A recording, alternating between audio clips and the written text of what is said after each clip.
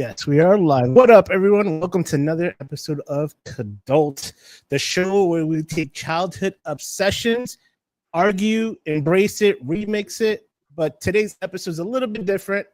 We have a special guest. We have Gary from BULLAIRS. He's like the curator of a sneakerhead's cartoons wet dream. If you want to best explain it.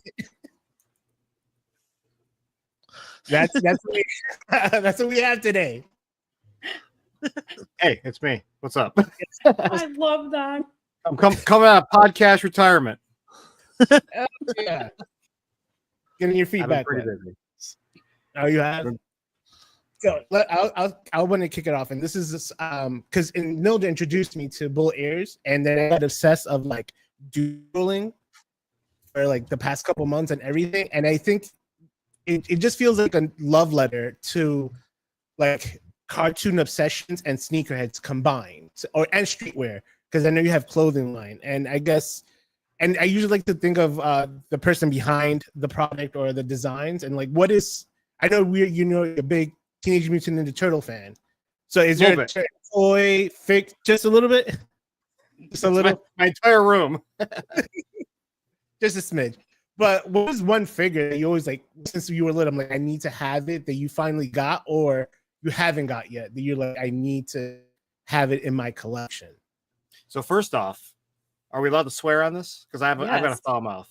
Yeah. Okay. All right, cool. So this is the easiest question in the world for me. Because growing up, I'm gonna do the short long answer. Adopted by my grandparents, silver spoon raised, got everything I wanted, but I never got a fucking PandaCon action figure from Playmates, and I always wanted PandaCon. My best friend had it. I didn't get a PandaCon until I was 35 years old. I'm not even joking. And now I'm personal friends with the owners of PandaCon, and I got to do a PandaCon release back in April where I did a shoe, shorts, hat, and a plushie that's still not out yet, but it's almost done, and a jacket. And there's a possibility of expanding that PandaCon universe. Even my puppy, Ronan, is a Ronin in the upcoming PandaCon show if it gets picked up. So I went from that's my favorite figure that I've never had in my entire life to being fully engulfed in PandaCon and the whole universe. So it's the coolest shit. Talking about having like your wildest dreams happen. Yeah. All in the span of like 4 months. That's wild. That is crazy. So that's it. It's literally that's the one. That's the one. That's the one, and I have it. You can't see it, but it's above me on my computer. I'm on one of my shelves next to Usagi Yojimbo. So good pair of them. And I never had Usagi growing up either. I had the space one. So now I got the actual like the Ronin Rabbit version of them next to PandaCon. It's like super cool. I got them from my best friend, a different best friend, as a gift just in the mail once. So I'm really excited. I cherish them because they even got their weapons. So it's really cool. Yeah, I feel like trying to find the turtles like all complete. It's like, I'm friends with a couple people from like the turtle community, and they're always saying that it's kind of like a pain in the butt. Yeah, I do that sometimes. I mean, these are like baseball bat cases, and I've got 6 of them full of just turtles from the Playmates line, complete, mint condition. A lot of them I bought. I know it's going to be sacrilegious, but I bought them mint on card and opened them, so I made sure they're perfect. And those are essentially what all of those are.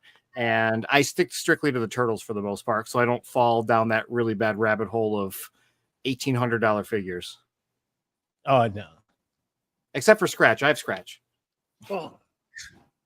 What the? Yeah, that's an expensive figure. Yeah, a little bit. A little bit. Yeah, but I feel like if you're a turtle head, like that's one figure that you like definitely need to have in your collection. Almost every turtle fanatic I know has a Scratch in their collection. Yeah. Even if it's like beat up. What's the most out of place thing that you have turtle wise? Or is it just figures you have? No, I got a lot of everything. The wife and I antique a lot. So we're always constantly going to antique stores. And I kind of a ridiculous one I have. So I buy like the vintage Valentine's Day cards and the postcards, and all anything I could find that's kind of like classic. Not as much as my buddy Dave, who's the TMNT collector. He has like one of the largest TMNT collections of all time. I find him stuff all the time, but he's I got it complete. I got this unofficial 3-ring binder of like an action figure overview just randomly one day at an antique store for a couple bucks, and it's just like got the hideous cover art, says it's unauthorized, and that's like kind of the most ridiculous thing I think I have on the shelf. Yeah, that like it's unofficial, which makes it even more crazy. I also have like a bootleg figure on card that like is buried. So those are very fun. And then recently my buddy got me a Raphael shampoo bottle, which is like one of the things I always wanted to have. So I got that too. So it's kind of a ridiculous little small item that's not a toy. No, I like hearing about that stuff because figures come like one a dozen, but I want to hear like the most weird outlandish thing that you bought that was like close to what your collection is. Because some people just buy figures, some people just buy like cards, but like a Pokemon lunchbox that has like Pikachu like in Ash's clothes or something, like something crazy that people usually get. Yeah, my current one, because this is you can buy anything online at this point. You can just go to eBay or something, or all these turtle groups that we have. I run a couple of them surprisingly, and it's easy to find stuff nowadays. So the fun is in the hunt. So my current one that I'm doing are the vintage turtle Christmas stockings, where it's just got their head with a Christmas hat on when they were just holding a stocking. It's just a floating head. And so far I found Raph and Donnie at antique shows. So those are the two I've got so far, and you can find them online for like $15-20, but it's just more fun just seeing it randomly at an antique show. So that's my new thing I've been kind of after, but I'm optimistic because I've already found 2 of them without even really looking. So hopefully I'll find the other 2 soon. It's funny. When I was a kid, I was obsessed with turtles. And then I got introduced to Star Wars. But one of the coolest things that my mom still has for me, I don't know if you remember these, Gary.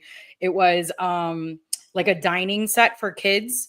And it was like a bowl with the spoon and the fork, and like the handles were like green. And I think the center of the bowl had like all the turtles like all hugging each other and like laughing. I still have that in mint condition. It's funny you say that, is because there's a meme that just started going around today that was like, honey, we've got people coming over, pull out the fine china, and it's a photo of all of those. And I showed it to April, my wife. Surprisingly, her name is April. Go figure. And Gary did that on purpose. He's like, is your name April? It's really funny. I didn't realize someone brought it up. Yeah, someone brought it up like 5 years after and they're like, is it because of Ninja Turtles? I'm like, what are you talking about? I never put 2 and 2 together. But I showed her the meme and she's like, oh, cool. So I can get yelled at again because I still have my childhood set. And one day I came home from work and she had my Raphael bowl out and she had like meatballs and sauce in it, and it's like staining it. And I looked at her, I'm like, are you kidding me right now? Like this, you don't use this as a bowl. And it was very funny. Yeah, you can tell like mine is still like, you can tell like mine is in good condition, but it still has like some of that like yellow stain, but it's gonna get that because it's old. But my mom told me she recently had refound it again and it was like wrapped in bubble wrap. And she's like, do you want it? And I said, not right now. I was like, I know if I bring it to the house, like somehow it's gonna get ruined. Yeah, that stuff's awesome. That's the stuff that I look for. I love that cool niche things. I actually have I partnered up with like a pizza pocket company a couple of years ago. I know it's really strange. And they sent me like a Mutant Mayhem gift bundle. And one of them was like a slice of pizza porcelain plate with all the turtles on it. And I still have it. Like, it's just it's like a small thing that was a promo piece. And I'm glad they're still doing fun stuff like that just in general. So I like to collect that random stuff because it looks cool. You don't see it a lot. And it's a good conversation piece whenever someone comes and looks at this little mini museum of mine. When you were earlier talking about your friend Dave, were you talking about the TMT collector? Yeah, Dave Fawcett. Dude, his collection is sick. It's awesome. It's a museum. I got some stuff in there, which is cool. But he lives in Canada. He's not. He's like 3 hours from me. So I cross the border every so often. I'm in New York. So I go over and we hang out. Went to his wedding. He got married in BULLAIRS. BULLAIRS stuff. Yeah. On May 4th. Yep. Yeah. Which is awesome. Yeah. He got married in BULLAIRS gear, which is cool. Oh, that's awesome. Yeah. Tony, What was like, what was he rocking though? For the BULLAIRS. What was that? Yeah. Yeah. Well, you're cutting out just a little bit. no, he said what BULLAIRS was he Okay. rocking? So we had these prototypes of these things called sensei steers, and they're kind of like Hey Dudes, and they were themed after Master Splinter. And he was like, "Oh my god, I want to get married in the sensei steers. Do you have any?" I'm like, "I've got this one prototype," and I think he wears a 9 or 9.5, and they were 9.5s, and they fit perfect. So I was like, "I'll bring them with me." And he got married to him. So if you look at any of his like photos from his wedding, he's got a suit on with these bright pink sensei steers on. It's awesome. That's hilarious. Awesome. Yeah, I've been on a couple of Dave's what is it, show and tell episodes that he's done on Instagram Live. And yeah, like I tell him all the time that he needs to have somewhat his room like curated and considered like a museum, because like how you said it, you know, you tell him like, yo, look at this. And he's like, oh, I got it. Yeah. Oh, it's insane. It's insane. That's actually his living room too, by the way. That's wild. That's just not a side room.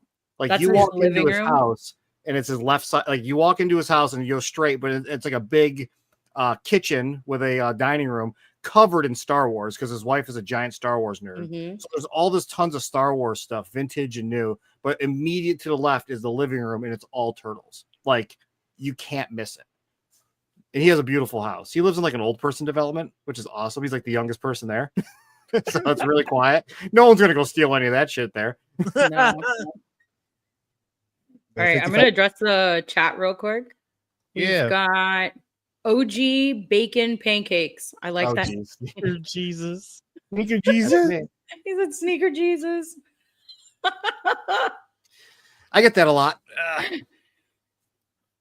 We need to make a drawing of Gary, as long as like nobody gets offended, but like on a cross, but like with different sneakers on every corner. I made a joke a couple months ago that I was going to do a pair of like Jesus shoes, but just put holes through the toes. I'd buy those. Be funny. Oh man. Oh god, just like the Hobbits, just with a hole in the middle. Yeah. BJ, I know BJ. Gary is my hero from Carlos. Yeah. BULLAIRS #1 customer. No bullshit. Oh, really? Buys every drop. Wow. Every single. We've even sent him one of ones that like no one knows about. What? He says, we don't use the fine china turtle plate. Yeah, while you're going through those, I actually have it like right here. So neat. Oh. Check this out. That's cool. sick. That's sick. Yeah, that was a great movie, by the way. Just as it was wonderful. I loved it. They did such a great job with it. I just want to see what they do. I think they were coming out with a sequel with it. Yeah. Well, they had the show. Yep.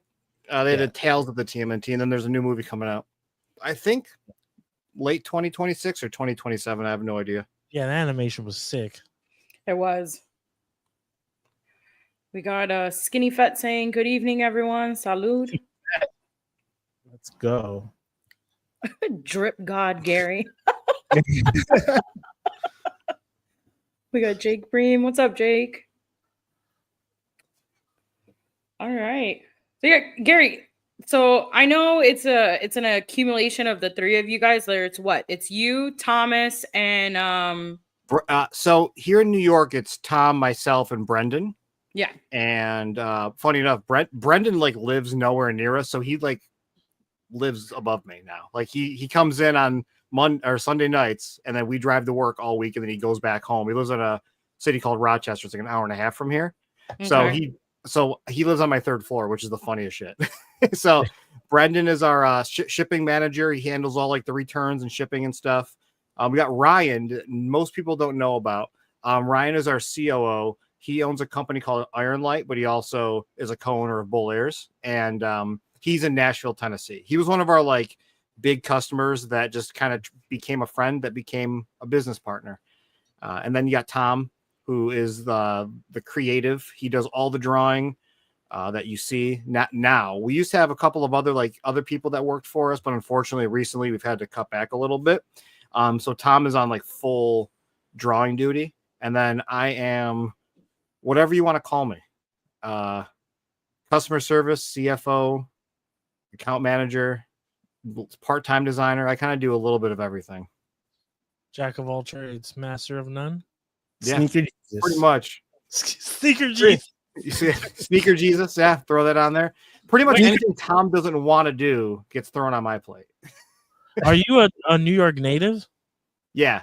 We're not in the city though. I'm in Syracuse. Tom's in Cortland. So think of the state. We're in the middle. No. I was born in Brooklyn. Okay. So yeah, the rest of the state still exists. So yeah. How far are you guys away from White Plains? White Plains is about 3.5 hours, roughly. Damn. My in-laws live in White Plains, so that's why I was like, I'd be down to like take a field trip one day and like head over and check you guys out. Yeah, it's a little bit of a hike. Because it's going to bring you through the mountains, which takes forever. It doesn't put you on like a main road unless you go straight to Albany and then all the way to the middle of the state. So you can do the throughways. If my camera just really wants to focus right now. I don't know what the deal is. Sorry about that, everyone. That's fine. No, you're good. I have autofocus. Happiness. So how did this all get started with you guys? Like, who came up with the concept, the name? Did you guys just like randomly one day was like, we're tired of buying these expensive shoes. We're just going to make our own.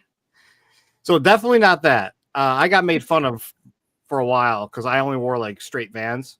I grew up skateboarding, so I don't wear nice shoes. Now I do because I get them all for free. But so Tom Bullman, Bullman, he created BULLAIRS based off of his name. Kind of just worked out. He was a tattooer for 20 plus years. He was on Ink Master. He was world famous for his art. He called them tattoons, new school, very highly stylized. So he's always been really good at art, not really good at spelling, but really good at art. And if you look at any of our posts, you can see spelling errors all the time, which we rip on him all the time about. But he couldn't tattoo during COVID. So he went through, there was a gentleman who's huge in the sneaker community who was offering these classes on how to make shoes. So Tom started making shoes. He did like a Wolverine one originally. And I'm going to say the names because these were early on when they were very low run before we got big and started doing licensing. But he did like a pair of Wolverine shoes and he stitched them himself and made them and they came out really good. And then he hit me up. He goes, I want to do a Ninja Turtles themed one. Well, can you help me promote it and get people buying it in your groups and stuff? And I was like, yeah, sure. Whatever. They were $600 and it's a lot of money for a lot of people, but we did the promotional shots. I did all of the background work and like all like the foam carving and all that shit that you can see in a lot of the old promotional photos. And he's only going to do a couple of them, and he put them on the website, and they sold 50 within like 2 hours, and he like had to shut them off immediately because he had to hand make them all. And he was like, "Shit, like we got something on our hands." So I was working for Microsoft for the past 13 years, and in 2023 they laid me off. And Tom had just offered me a job a month prior, and I was like, I can't leave Microsoft, man. Like great pay, free healthcare. I've been doing this. This is my goal for my entire life, and it's amazing. But I called him the day that I got laid off, actually an hour or so after I got laid off, and I was like, hey man, like just letting you know, I got laid off. I don't know what to do. And he goes, we'll take care of it. So the next day I got in a meeting with Ryan, and they brought me on immediately. I just hit my 2 year. I'm about to hit my 2 years with them because I started like the end of July, and I've just been kind of thrown in to the trenches. I started off shipping and doing customer service, but with my background of tech and all of that fun stuff, I've been able to bring the business to proper like business operating standards with email, SEO stuff. So I kind of can do a lot of stuff. So I've only been with Tom for 2 years, but I've helped Tom out on almost every single drop. It seems like from the start, a little bit over 4 years ago. Nice. That's working for free. Ray wants to know where his 19.5 mags are. Dude, I saw he got the tattoo done. It was kind of funny. It's so funny. That joke was so good. Then like Tom, like I got pissed off. I told him to stop. He didn't. Then Tom got really pissed off and told him to stop because people thought he was serious, and we were behind on getting bull mags out. So people like were using it as fuel to get pissed at us, and then people were DMing him and talking shit to him, thinking he was serious. And it's like we don't even make 19.5, and that's why it's also a funny joke. We go up to size 18. Tom and I talked about investing in an 19.5 molds and custom making him a pair. Oh wow. But now it's like a whole thing. He sent me photos yesterday of like the original actor for Johnny Cage and Sub-Zero and all that, and like a couple of like he always sends me things that says "Dear BULLAIRS, where the fuck are my bull mags?" And he like has all these celebrities signing these fucking things. So we have this whole like collection of the joke, and it's very funny. And yeah, he got the tattoo when he was in town. Tom came out of retirement to do a quick tattoo, and I think that's just really funny. Yeah, it came full circle. That's funny as hell. Well, I have a question. Are you ever going to come out with Hirachi molds? Because I used to be Air Maxes, but now I'm like switching to Hirachis and always curious. It all depends on what our factory will have access to. As we've gotten bigger, we've kind of gotten away from other businesses' silhouettes. So you can still do their silhouettes and such and not use their logos, which is pretty standard, pretty common.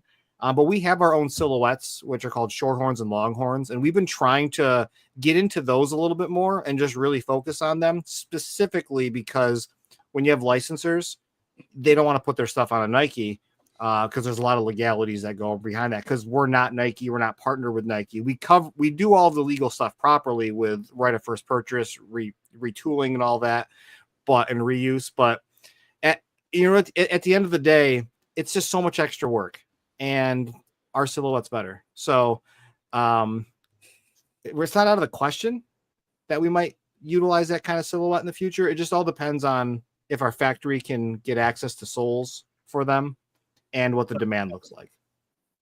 Yeah, because that's how you're talking about your soles, that you were waiting on orders for some recent drops in your recent live. I think I saw it watching. Yeah, we've had to do for some of the more recent ones we've done that are like on an Air Max silhouette or something like that. Those are very restrictive on what they have access to. So for what we've already done in the past, that was already been pre-sales, very limited run, by the way, like 15 or 20 items. We just went ahead and we had custom soles made that we can use in the future in that kind of idea. So like an Air Max or an AJ4 or something like that. We're working on making custom soles in that theme and moving forward. But the whole goal for me is to get everything possible on our silhouette. And then that's just it. Like that's the business. And it opens up a lot more doors when you do that. All right. What is your next biggest, I guess, IP or you want to go into that you're like, this is the next big shark I want to try to attack to doing a design? Man, that's always tough. It's such a hard question to answer only because you never know how something's going to do. But I'd say the most exciting IP in the office right now that we've talked about is Pee Wee Herman. So Pee Wee Herman's a big deal for us. It's I've talked about it. Big Marge. Yeah, right. I've talked about it, here and there, and when I've talked about it, it wasn't penned, and it was like up there, but not ready to go. And just recently in the last 2 weeks, they're like, let's fucking do this. And I was like, so excited for that. And funny enough, that stemmed from the Elvira license because they were best friends, because they were like very, very close best friends. So dude, you're going to make me cry. And then the Pee Wee Herman kind of came next. And since he passed, unfortunately, he was very strict on his IP, which is why there wasn't a lot of stuff out there. but you're seeing a lot more stuff come out because the estate is licensing it out more. And my good friends at NECA, Randy and Blaine, like they have a figure that came out, and I talk with Blaine weekly, and we both have like a very close respect for the Pee Wee Herman IP. So when we do it, we've already done shoes in the past as like one-offs for Ryan, our COO of all people. We want to make sure that we do it like it's got to be perfect because that's how we feel about it. Because Paul would have wanted it to be perfect, and he had our Nike AJ1 high top. Like we have a letter from Paul in our office to BULLAIRS from when we made it, the original one years ago. So like we're just super serious about that. That's probably the big one though. Like that's one I'm like really, really stoked about. There's some other cool ones that I think are going to be bangers like Street Fighter and stuff, but I think the Pee Wee Herman one's my favorite. Dude, that was like the biggest like heartbreak for me as a child when Paul died. Yeah. Like I was obsessed with Pee Wee Herman. I still have all my original Pee Wee Herman VHS tapes that my mom bought me as a child. I have Pee Wee's Playhouse stuff. Like, oh, that's so awesome. You guys are going to be doing something. Yeah. One of the, I'll let one secret go. I kind of talked about, I think I've talked about it in the past. I got a big fucking mouth. Is one of the things they had said to us. Have you guys seen the documentary? Yes. So yeah. Okay, so at the end of it, when they're doing like voiceover stuff, they're actually in a warehouse. It's like a big building. You just see all this old Pee Wee Herman memorabilia. Like that's like the Pee Wee Herman warehouse. We got asked to fly out to California, go in there and pull things to essentially recreate in our line. So like to actually bring back from the dead previous like releases and stuff. So that's still, we don't know if we're going to do that or not, but just the opportunity to do that is insane. Oh yeah. Wow. That's crazy. I literally just got like goosebumps hearing you guys say that. I have no, it's on like it's fucking spiking. Yeah. Cause like, I don't, like, as you know, I'm a Star Wars fan and stuff like that, but like, things of my childhood that I always still remember, it's always been Pee Wee Herman, like stuff from like the 90s. Just Pee Wee Herman itself, he was just very essential for me as a kid. Like one of my favorite things that people make fun of me about sometimes was when he used to put peanut butter in the celery stalk. And like that was his go-to. Yeah, that was like his go-to snack. And like I still love that. I think it's freaking hilarious. I think Chris could vouch. Every karaoke event I do, I always open with tequila, and I close the night with tequila. He does. It's a cheat. I don't like when he does that. I'm like, dude, there's only one word. That's not fucking karaoke, man. I still do the dance. I still do the dance. And then tequila. Like I'm like, dude, you're not okay. I still do the dance every time. He fucking does. That's true. Yeah, I do. You can't no. You have to. Yeah. I mean, I'm not as big on Pee Wee Herman. I remember Pee Wee Herman just from the dance tequila on the bar, and shows sometimes on Comedy Central where reruns. But I mean, that'd be pretty dope if you do like the gray with the red. Yeah, that sounds dope. Now I just want that. You know how you guys do the heads for the sneakers, like Big Marge, just the face that she does. I'll put that on my sneaker. It's fucking kick. Yeah, we've got sneaker of the bike. Sky's the limit. It's funny. That'd be sick, bro. We do have a Didn't the bike have like the little jets on the side that like right? Yeah. We could. I mean, we don't. I mean, like we can. Like our factory is insane. I can't praise them enough. About like how much awesome stuff they do. I'll show you one thing. Now, this is just a render. I don't know how well this is going to translate, but I'll show you the Cowboy Curtis sneakerhead. Let's see how well it comes in.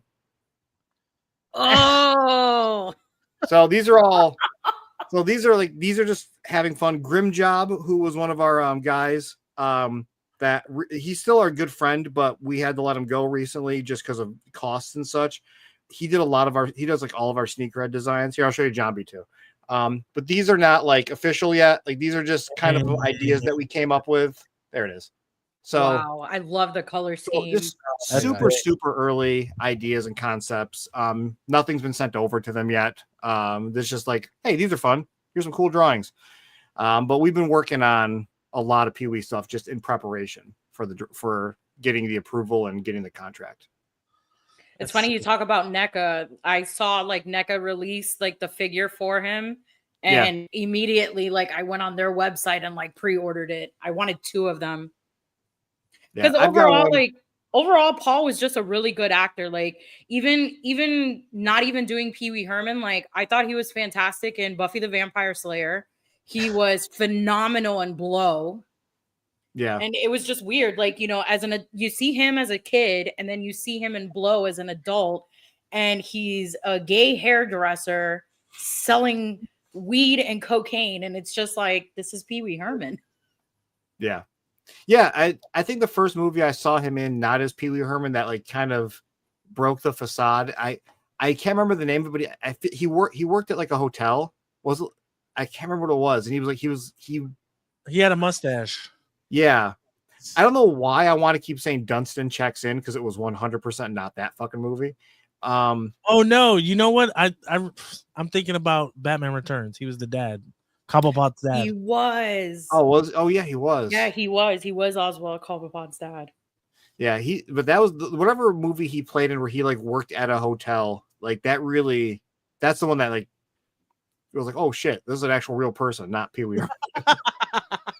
So he was in Matilda, Buffy the Vampire Slayer, Mystery Men, Flight of the Navigator. Yes. Blacklist. He was in Cheech and Chong's next movie. It was Dustin's checks. Oh, was it Dustin Jackson? No shit. Yeah, it was in '96. Good call. That's about right, because I was like 10 years old. That's a deep. I don't even remember him in that movie. That's right. He was the front desk guy. Their uniform was like a maroonish color. Yeah, and they had like the old school bellhop hat. That's the first time I remember seeing him not in the Pee-wee, and that's what broke it for me. And I was like, I think I was like 10 years old around that time. Yeah, that film came out in '96. Yeah. Too funny. Oh, there's my deep cut. I'd say I don't know much about movies, but the ones that I do remember are just these weird ass 90s films that no one remembers. I always get confused. Dustin checks in with Home Alone 2 because of the hotel scenes. Because of the hotel scene. So like anytime I try to remember, it's like, yeah, they're close. Same color palette. Yeah. Too funny. That is too funny. That's great. To come out with the Pee-wee Herman. What were you gonna say? No, I was gonna say like Gary, I had gotten from you guys the Transformer sneakers, and those were phenomenal. Like my boyfriend was blown by them. He thought they were great. He was like looking at the box for like over 30 minutes, and he was like, "Damn!" He's like, "These are so cool." You want to talk about Tom and my funny message to you? Oh, so English, Tony, I'm just letting you know, Tony said it at the intro. He I know. Corrected it the second time, but I caught it. He corrected it the second time. So English is not my first language, and for some reason, like I don't know why. Still, you know, like I didn't learn how to speak English fully until I was like 8, and for some reason, like my S's get inverted sometimes with certain words, and like even the word like if I say it really slow, I'm able to like aluminum foil. I'm fine. But when I was making the video for them for the Transformer shoes, I don't know why every time, like I have the worst lisp ever, and I'll say Bulls Airs. So like you said it Bulls first. Air. Bulls Air. Singular. Yeah, you said that, Tony. And I said it in one of the videos, and then Tom and Gary sent me a video on Instagram telling me about it, and I could not stop laughing. He said we're going to take a shot every time you say Bulls Air. And we're like, oh, there's another one. There's another one. we were just fucking with her. But it was just, what's funny about it, what the joke about it is, everybody does it. It's hilarious. But one of the videos, are you familiar with, and there's a weird one, Insane Clown Posse? Yeah. Yes. So Joey, Shaggy Tudo, he has a show called The Shaggy Show. Mm-hmm. And he did a video that got clipped. And it's just like, and he's just like, you know who I just heard from? And someone's like, well, he goes, Bulls Air. and he's just so proud of it. And it's like, cool, you put so much oomph on it and just said the fucking name wrong. So like I give him shit all the time about it. Because we're doing an ICP drop at some point. And he's just like, he was just so hyped on it and just pronounced the name wrong. And like that lives rent free in my fucking head. So Tom and I laugh about it every time we hear it. Because everybody does it. Everybody does it when they do videos for us. And it's just really funny. Flipping everybody's video that just pronounces it wrong. That'd be make a montage of it. Yes. For like your anniversary. Ears. For like your anniversary or something, you should do like a montage of like, oh, these are our lovely customers, and they say our name wrong every time. Every time. It's funny. Ray just did a song for us. I'll have him do a new song for us. It's just called Bull's Air. I have a personal question. You guys did the thing, the Yancey Street Stompers and the slippers, and then you came out with the Fantastic Four shoes. But was there ever talks of doing like clear shoes, like Johnny Storm by himself or Mr. Fantastic? No. There were talks of jokingly doing clear shoes, and then so this was already planned. This whole drop was planned. Yeah. And there's Gabe. Gabe rules, by the way. Gabe used to order us pizza on Fridays until we all went on a diet. There it is, the bull mags. Have you guys seen this Instagram post that's gone around, and it's like, check out these Fantastic Four shoes, and there's ones that are clear. Yeah.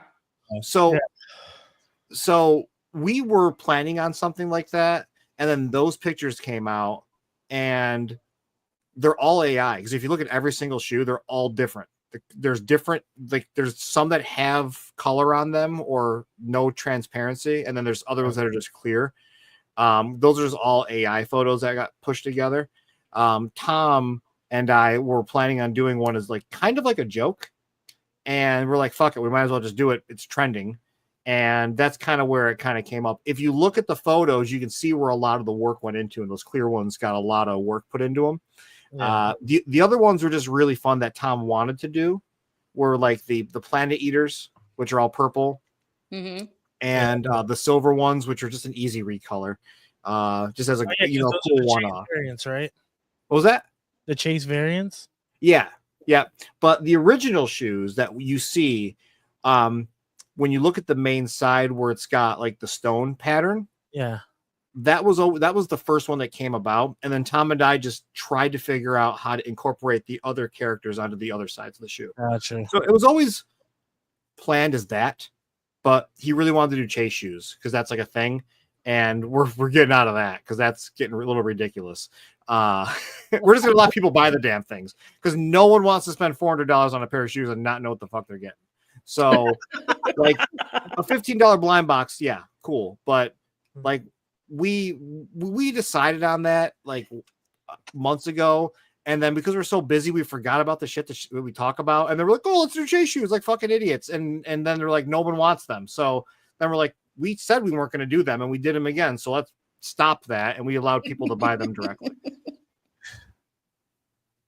That's hilarious.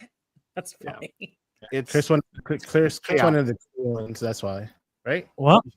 Chris, you wanted one of the clear ones? Yeah. Oh no, I wanted the stompers, the boots. I wanted to wear those out in public. So hopefully they'll be delivered tomorrow, and Wednesday's Instagram live stream, I'll have them in my hand. Wow. So he sent me the Dude Where's My Car logo earlier. It says Dude Where's My Bull Mags, and then he was putting our faces on the different characters. That's hilarious. That's what Ray does with his free time. Too funny. Yeah, I'm excited to get the what is it called? The slippers for the thing. I don't know. They're just gonna be funny to wear in clinic. Yeah. They're gonna be fun. I'm hoping they're super comfortable. I trust the shit out of our factories. They know what to do. They look better than I expected in the photos they sent us. So like it was one of those things where it's like, man, I really hope they can nail it. I really hope they can nail those renders, because we get that feedback a lot. It's like a render can sometimes change into a final product because materials can look a little different. And when we do the renders, like sometimes the videos are stylized. Like the off-white burnt dreams we did, the 8-bit ones, they had rips on them, but they weren't supposed to have rips on them. Like that was just in the video. We weren't ripping up the shoes, and we had one person bitch about it to where we had to do them and rip them up for them. But yeah, it's like we have to like stray from the path a little bit sometimes. But with the Yancey Street Stompers, it's one of those things that just kind of looks better, in my opinion, than the renders. So I'm hoping that they feel better when you put them on. My biggest concern and fear, because I've never had to try with like those big red boots, I've never touched any of those things, is like that'd be hard to get them. Yeah, people with big feet like myself trying to get my damn 13 foot in a boot. Yeah, I'm a 14. Sometimes I can fit 13, depends. But yeah, I get that. You're 14, Chris? Yeah, I'm 14. Yeah. Fuck, I have hobbit feet. I have like little tiny feet. My shit spread. I'm a big ass foot.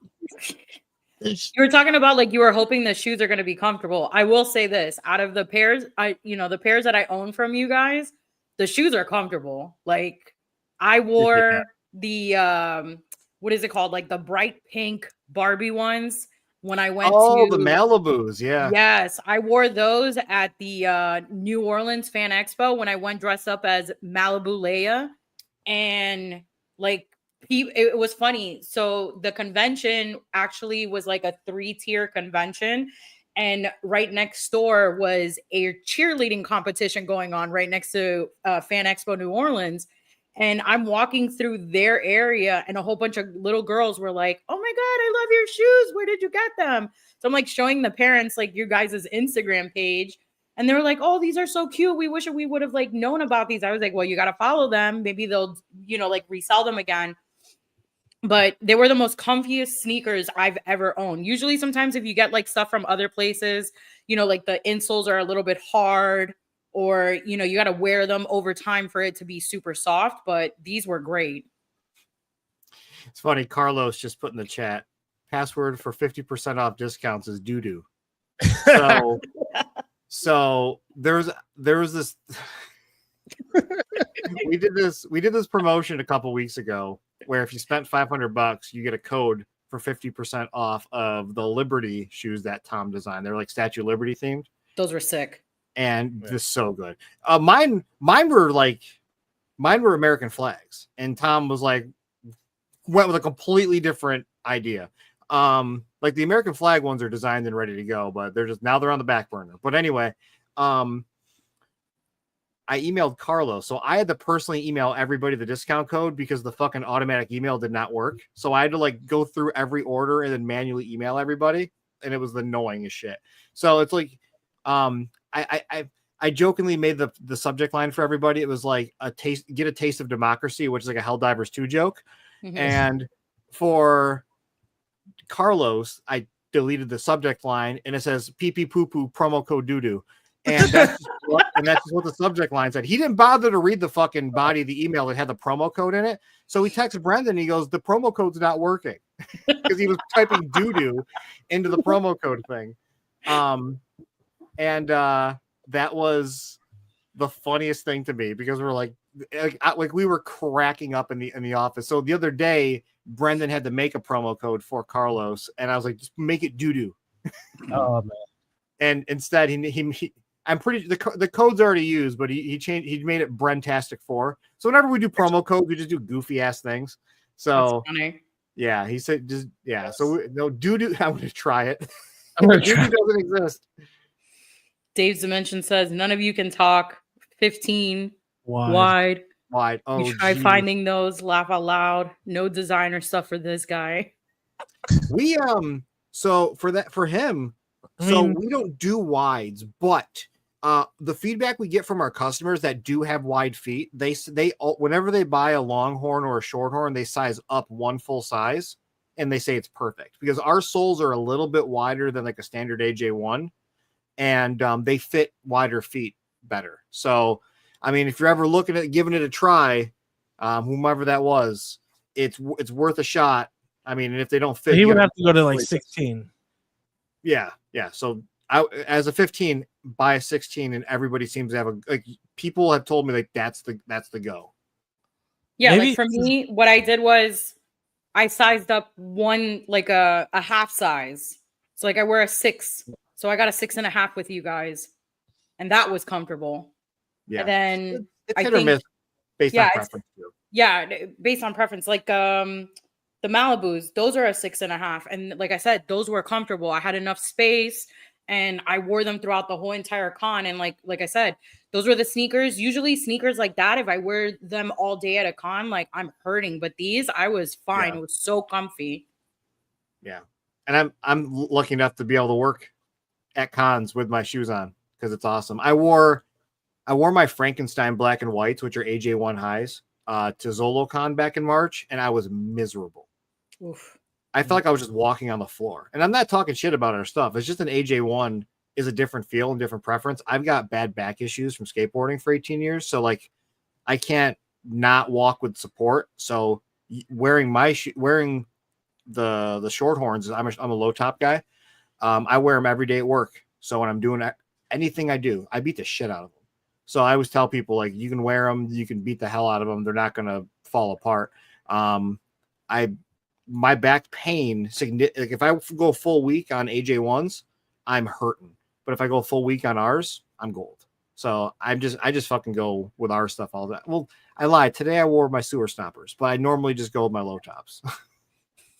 No, but even the ones they hurt your feet after a while because they're flat. Yeah. So they're so flat. They got great ankle support, like the fluff, like the fluff that they put in ours. I have the fluff. What the fuck am I saying? The foam they put in ours. Well, you mean the foam on the back? Because I know the low tops have the foam. On a high top on an AJ1 high top, the foam they put in around the your ankle, the collar is what they call it. Those are fucking cool. Those are great. But it's like that's all I've got. There's nothing anything below that is just like walking on the ground for me. That's true. I feel the exact same way. Just fucking this all ground. Yeah, exactly. And like it's funny for I'll throw Ray under the bus in a positive way,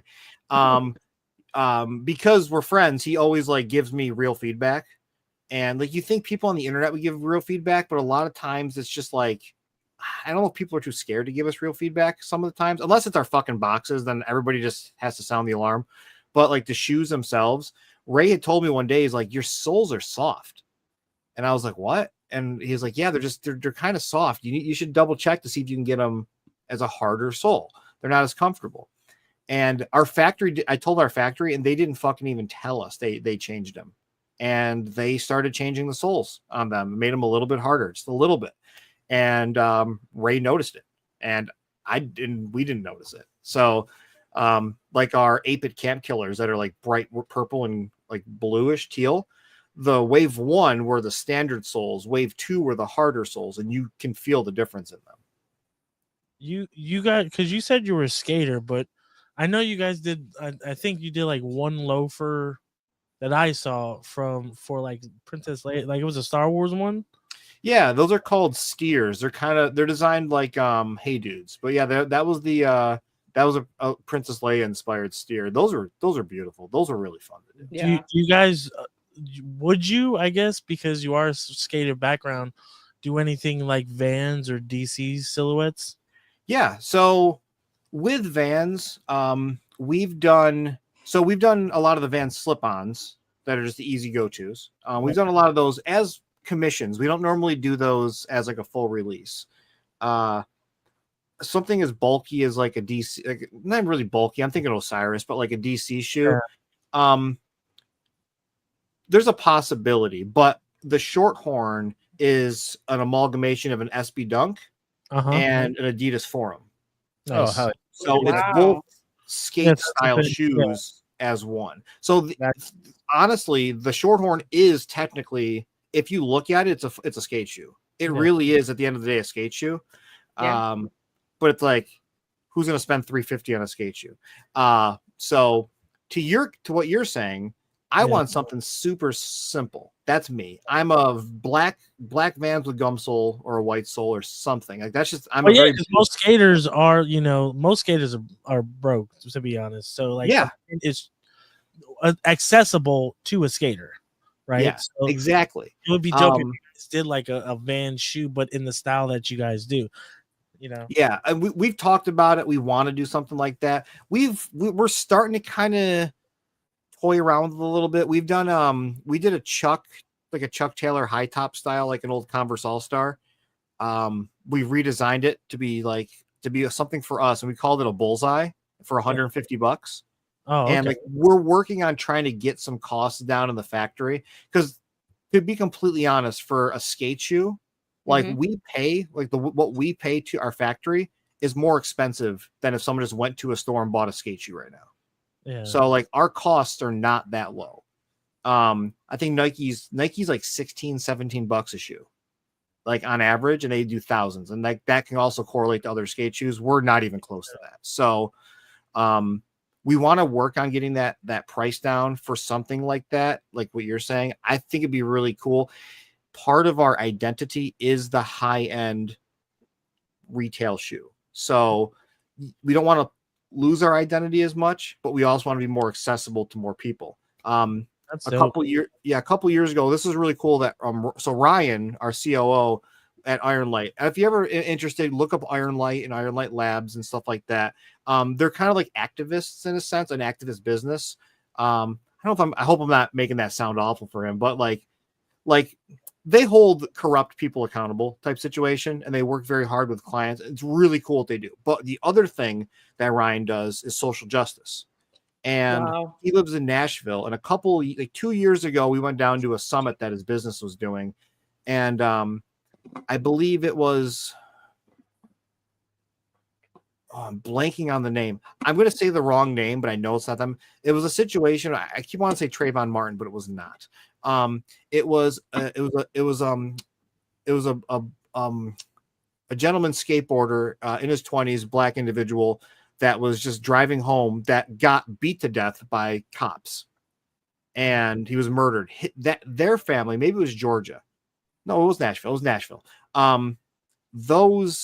Their family came to the summit. We did this whole fun, awesome thing with like, I think the Tony Hawk Foundation was there, and all these other great skateboarding personas were there, and people were giving away free skateboards. It was awesome. But we were there, and we wanted to try to figure out how to make skate shoes for the community. So it's been a 2-year process. We're still 10% of the way there. I feel like it's just such a hard thing to get pricing right, but our hearts are there, and we want that to be a thing, especially because I wanted to do a signature shoe for this gentleman that has lost his life as like an homage. I really wanted to do something really cool in memory of, because he never got to. And he was great. He was this great skateboarder.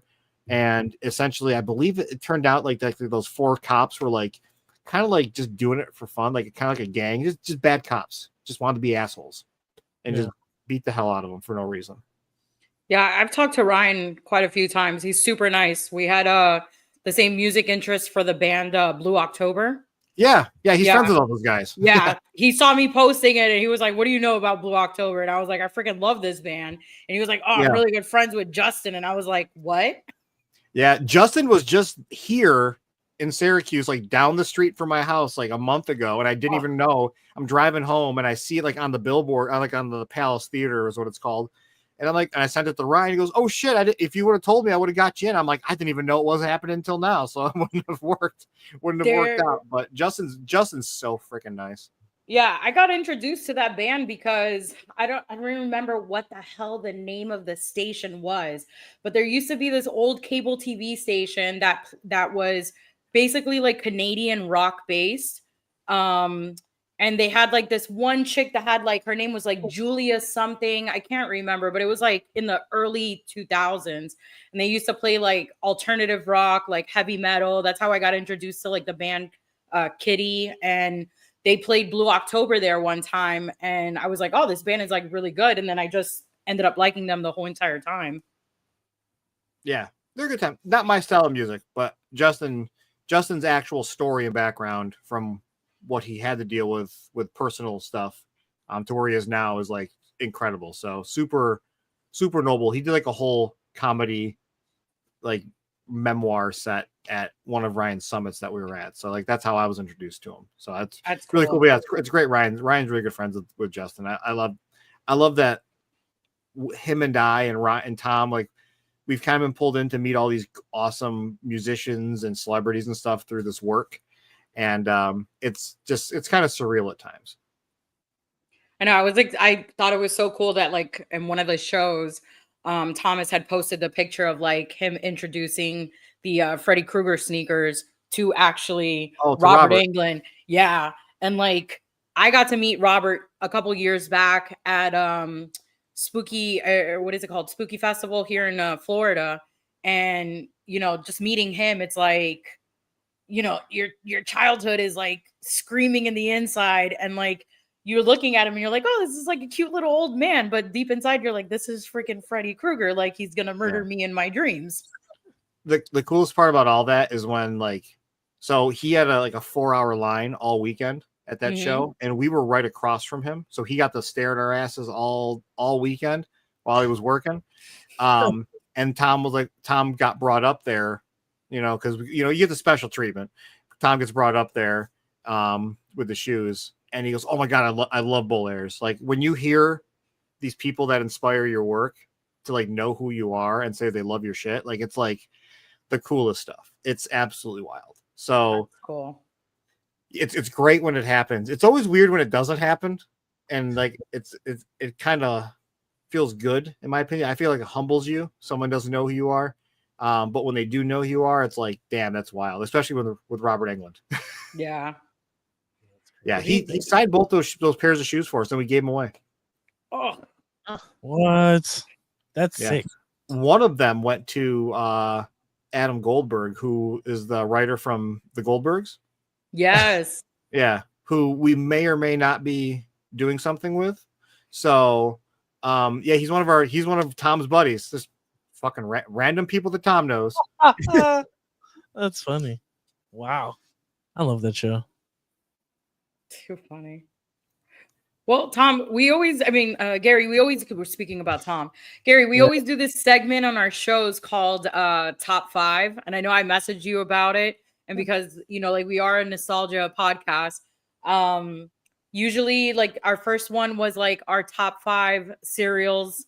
Last week we did our top 5 video game consoles of all time.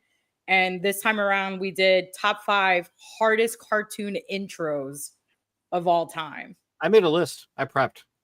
Oh, yeah. See, nice. You know what the funny thing is? This morning, Tony hits me up. We have like a group chat on Facebook, and Tony hits me up and he was like, hey, Nilda. I was like, what's up? He's like, did you tell Gary about our top 5 segment? I was like, bro, I'm already on it. I was like, he already knew about it. I was like, I sent him all the stuff like a week in advance. Yeah, super cool. Because I was real worried that the whole podcast was about that, and I was have to explain to you why the fuck I picked these. And I was like, that's the most non-fun thing ever. It's like, oh, why'd you pick this? It's like, oh, cool. Now your whole audience has to sit here and listen to me tell you why X is the coolest thing ever. So it's hype to just be able to hit you with all 5. Oh yeah, go for it. Let's go. You know what? Who wants to go first? We're gonna make Gary go first. He's our guest. Go first? Okay, that's an honor. So I'll do a small reasoning why. I'm not going to explain the whole fucking thing. That's usually what we do. Yeah. So first one I picked was SWAT Cats, because no one really remembers SWAT Cats, and we just got off. We just had a meeting with the SWAT Cats team on Friday, and we're moving forward with the SWAT Cats license. So shoe inbound. So I was like, SWAT Cat goes hard because of the animation, not the music. Yes. I love that. So there you go. That's SWAT Cat. Dude, I would never remembered SWAT Cat. Dude, no one does until you say SWAT Cats, and you're like, yeah, what? I forgot. Yeah. That Samurai had a figure of the fat one, not the skinny one. Yeah, they're expensive figures. Well, shit. I should have kept most of my figures when I was growing up. What's your number 4? My number 4? Hold on. Before I go, is it everybody gets to go, or is it just me? We're all gonna go. No. So We all I didn't know if we went in a circle or whatever. Okay, cool. So the next one is one we sing around the office daily, Denver the Last Dinosaur, because we did a Denver drop, and he's our friend and a whole lot more. We screamed that I have randomly. No So Denver's number 4. The Last Dinosaur. It's so catchy, and I never watched it growing up. It's work that really fucked me. No nostalgia, just goes way too hard. Oh, yeah, it does. You want number 3? Yeah. Rescue Rangers. Oh, Catchy as shit. it Love was Rescue catchy as Rangers. shit. Yep. Number 2, we'll surprise you. It's not number 1. The original Ninja Turtles theme, 87. It's not number 1. Why is that number number 1? one? Number 1's the you can't even argue with me on this. Fucking DuckTales. Oh, Yeah. Fun fact about DuckTales: it has the same woo as Yeah. Inspector Gadget. Yeah. Yeah. I almost put Inspector Gadget on that list, but I was like, it's hard to narrow them down because there's so many. Like I had like Dino Saucers on there originally. I'm like, no one's gonna know what the fuck Dino Saucers is, so I took that one off. Dinosaurs. What the fuck? I'll go next. I think me and Gary are gonna be best friends after this. So my number 5 is if you lived in Blade, it's Batman Beyond intro. I almost put that on mine. With like the dancing and shit, like in one of like they're all fucking bebopping. Yeah, I almost put that. They're like jazz dancing, but it's like hardcore. Yeah. It's like it's insane the dance moves they threw in there. Yeah. It has nothing to do with Batman. No, nothing. All right, my number 4 is, and I remember this because this was my first cartoon crush was Jem. Oh, Jem and the Holograms. The holocrons. Damn. holograms, not holocrons. This is Oh, my bad. That's Transformers. Don't even have that on my list. That's 3 is Denver the Last Dinosaur. Gotta have it. crazy, dog.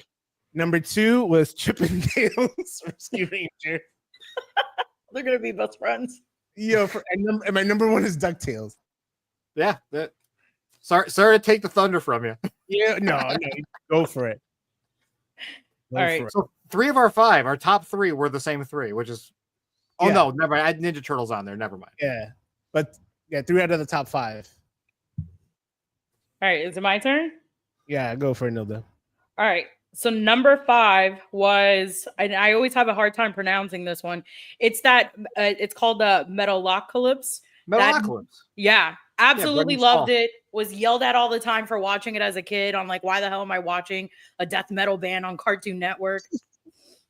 Number 4 is Captain Planet. Didn't even think about putting that one on there. Yeah. I've been waiting to see if you guys are ever going to do a Captain Planet shoe line. We did. You Twice. did? Oh, We did it in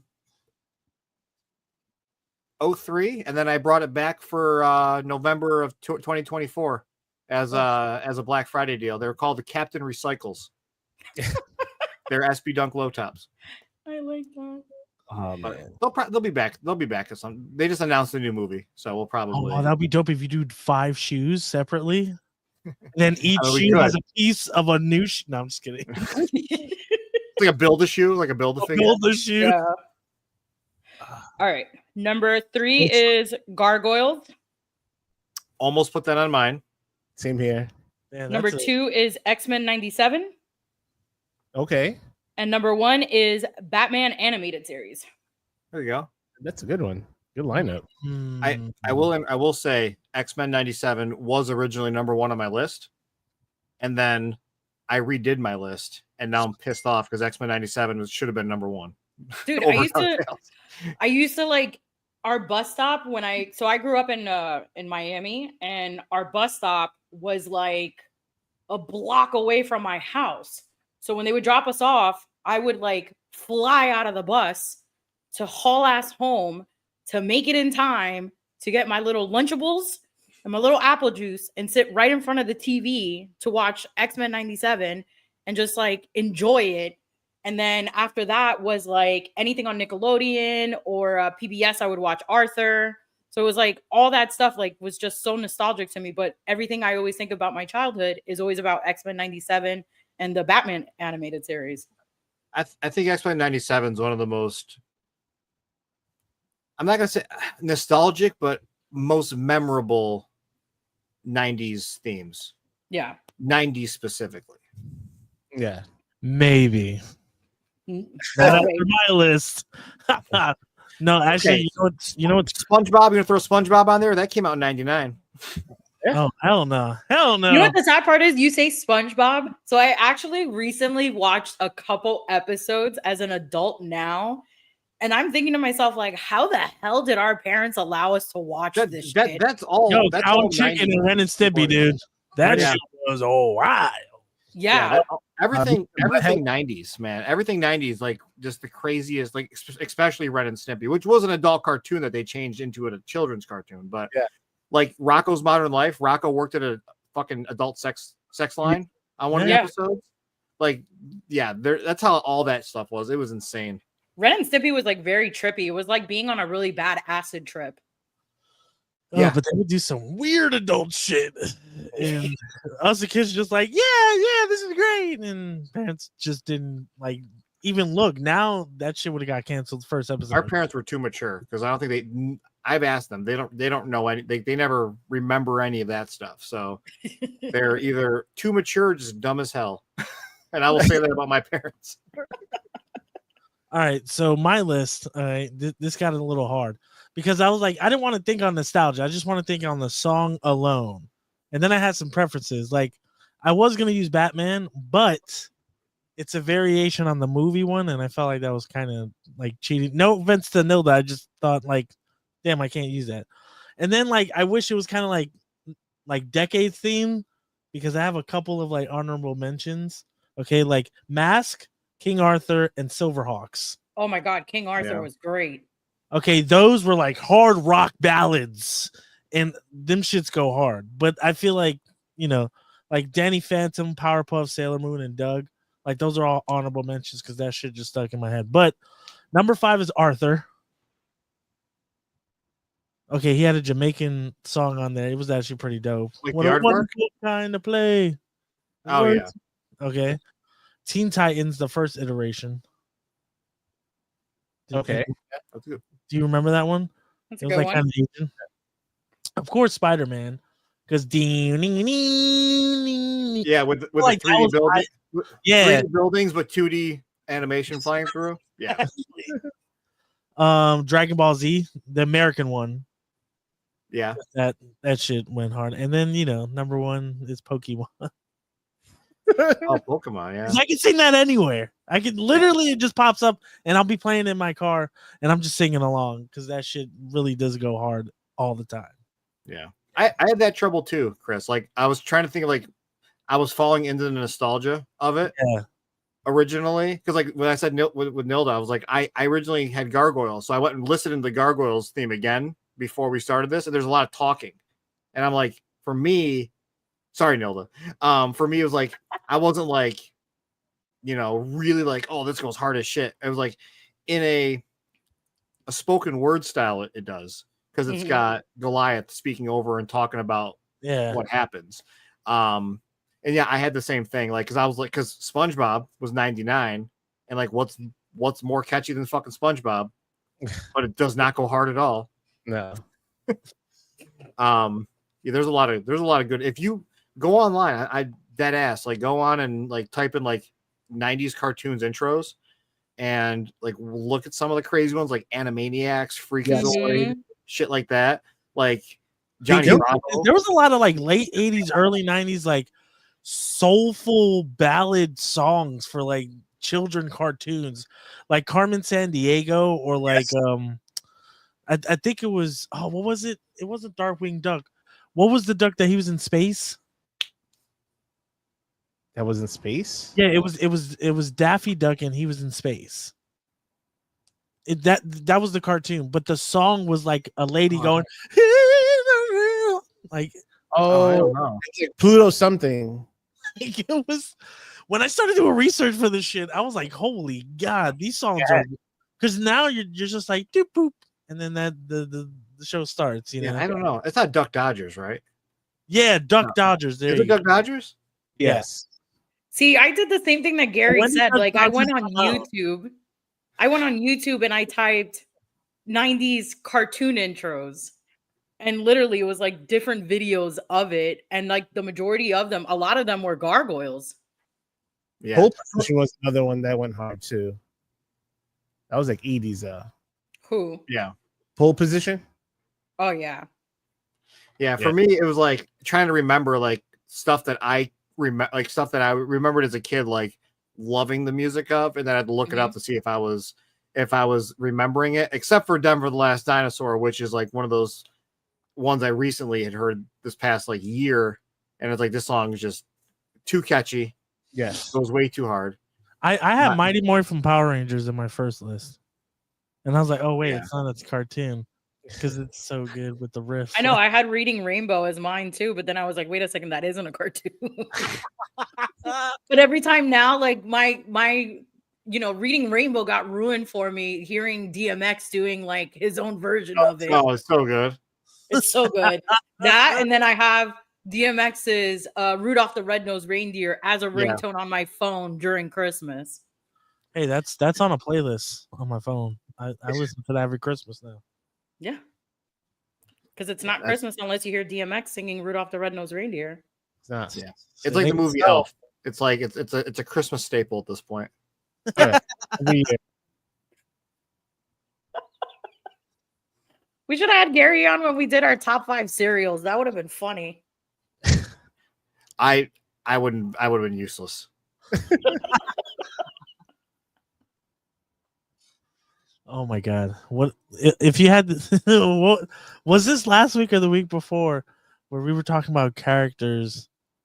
No, we were talking about you coming on and doing a top 5 of what though, and I said so one of them two said like Ninja Turtle characters, and I was like, well, you already know what the top 4 is. What would be fun? Yeah, we were gonna have you rank your top 5 turtles. Is he frozen? Did Gary freeze? Or is he really good at being a mime? I think he's frozen. He's pulling a Tony. Yeah, Gary is frozen. He'll just do the whole podcast the whole time like this. Oh, he really did freeze. He did freeze. Well, I think Gary had some issues, guys, so he will probably hop back on. Carlos says, jumped off quickly. What did I miss? Start over. We were talking about our top 5 cartoon intros of all time. That go hard in the That paint. go hard. Me and my best Gary got rid of the 5, which is crazy. You know what though? Speaking about the top 5 though, like doing the research for this was kind of weird because like Danny Phantom got like a hard hip hop beat. Yeah. But like there was some I just did not remember. Like what is it? Bobby's World? I thought was hard. Rugrats. Carlos said Chippendale. Yeah. I had Chippendales on. I think it had number 2 for me. Chippendale Yeah, Rescues Chippendales. Band. Oh yeah, that was your number 2, right? Tailspin was my honorable mention. Tailspin. Ugh. Oh yeah. Damn. What was else was on Nickelodeon? Because I was the Doug theme. I always just sometimes do. I do. There was also like Roly Poly Oly, which no one knows about. I don't know Roly Poly Oly. Roly Poly Oly. He's small and thick and my internet went out. Everyone. Hey, how you doing? I definitely didn't run downstairs to make a list of cereals real quick. I was gonna say one of my honorable mentions. I forgot to say that was Dexter's Laboratory. Oh, that shit does go hard though. That was great. There was that one. Just for the sake of the bit, my favorite cereal is Raisin Bran. Look at. I don't think anyone said that. Wait, no. Wait.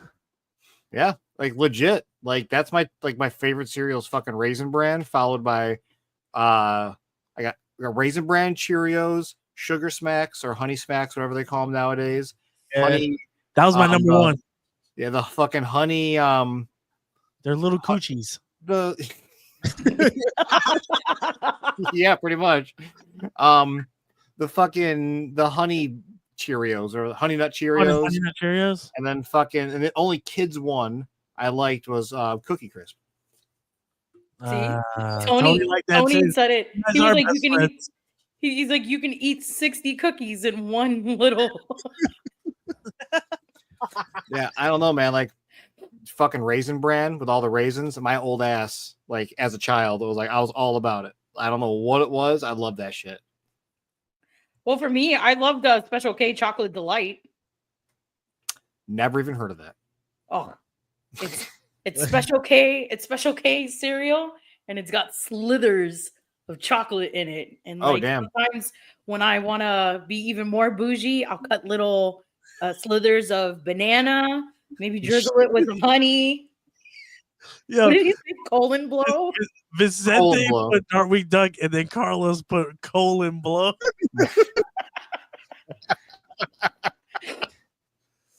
I don't know if you guys have it. There's like one of those like candy stores called It's Sugar, and I'm pretty sure that one of the novelty things they have there is colon blow because it's like a joke. It's from like I don't know Saturday Night Live or some shit. It's like a real thing. It's like a real fake thing.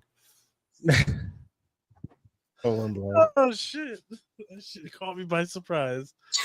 Read it. I was like, "Oh, Darkwing Duck! Oh, he put another show. What the fuck is colon blow?" Can you imagine that being an actual show?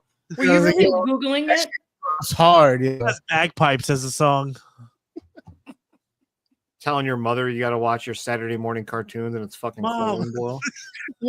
Give me the Frosted Flakes and put it on corn blow. Mom, trust me, I'm eating my fiber. Good for you. I think of that name and I think of the episode in what is it called? In South Park, where it's Oprah's butthole having a full conversation. Oh yeah. Minje. I'm so Spanish because when I first saw it, I said to myself, "Colon." Colon.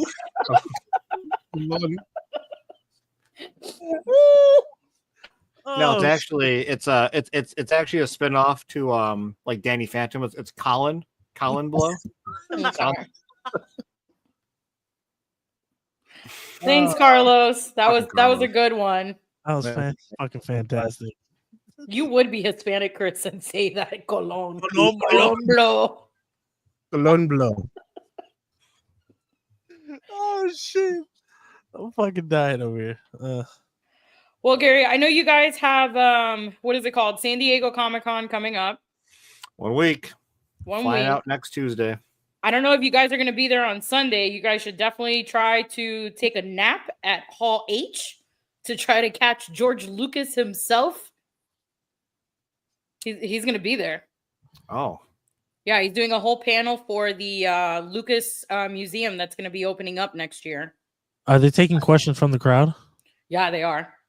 Huh. It's a whole Q&A with George Lucas, Doug Chang, Queen Latifah's like narrating it and everything. My favorite Star Wars character, Queen Latifah. Yeah, which is like the most oddest thing ever. You've got George Lucas, the maker himself. You got Doug Chang, who's basically their concept creator of like, anything from like the prequels to, I want to say, some of the older stuff or some of the sequel trilogy. But and then when they randomly announced like Queen Latifah is narrating, I was like, what the hell does she know about Star Wars? She's gonna open up like with you. Kanye. You just sounded like Kanye with Lady Gaga. She's gonna walk in with the Lady Gaga song. But what the fuck does she know about cameras? Yeah, I don't know a lot about, like, I'm not a big Star Wars guy because like Turtles is kind of my thing, but in the prequels, after Queen Amidala dies, was she succeeded by Queen Latifah? Is that like, is that a thing? Is that why she's going to be narrating it? Yeah. Wait, no, Queen Latifah wasn't. She was in Return of the Jedi. She was the chick singing in Jabba's palace.